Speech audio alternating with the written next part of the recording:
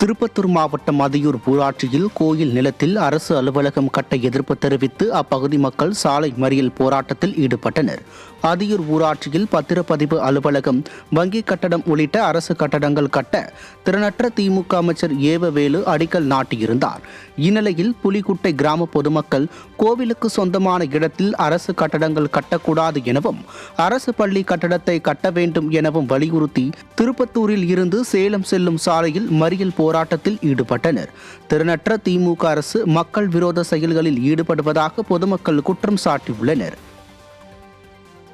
தூத்துக்குடி மாவட்டம் எட்டயபுரம் அருகே தேசிய நெடுஞ்சாலையில் ராட்சத குடிநீர் குழாயில் உடைப்பு ஏற்பட்ட பல்லாயிரக்கணக்கான லிட்டர் குடிநீர் வீணானது.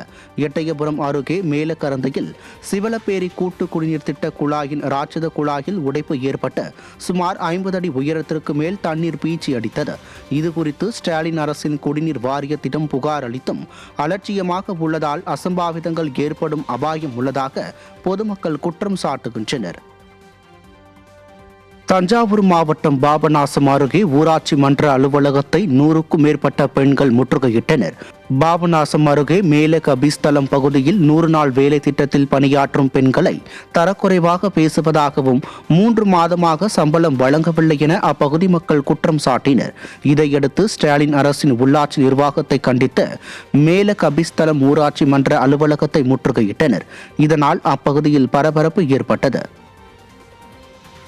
கடலூர் மாவட்டம் பன்ருட்டி அருகே ஊராட்சி மன்ற அலுவலகத்தில் ஊராட்சி செயலாளர் தற்கொலை செய்து கொண்ட சம்பவம் அதிர்ச்சியை ஏற்படுத்தியுள்ளது. நரிமேடு ஊராட்சியில் ஊராட்சி மன்ற செயலாளராக பணியாற்றி வந்த ஐயனார் என்பவர் தனது அறையை தாளிட்டு தூக்கிட்டு தற்கொலை செய்து கொண்டுள்ளார். தகவல் அறிந்து சென்ற போலீசார் சடலத்தை மீட்டு பிரேத பரிசோதனைக்காக அனுப்பி வைத்தனர். பணி சுமையா, குடும்ப பிரச்சனையா என்று பல்வேறு கோணத்தில் தீவிரமாக விசாரணை நடைபெற்று வருகிறது. செங்கல்பட்டு பகுதியில் கட்டி முடிக்கப்பட்ட நகர்ப்புற சுகாதார நலமைய கட்டடம் பல மாதங்களாகியும் திறக்கப்படாததால் பொதுமக்கள் அவதியடைந்து வருகின்றனர்.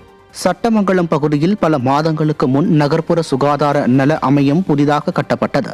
தற்போது வரை இக்கட்டிடம் பொதுமக்களின் பயன்பாட்டிற்கு கொண்டு வரப்படாமல் உள்ளதால் சமூக விரோதிகளின் கூடாரமாக மாறி வருகிறது.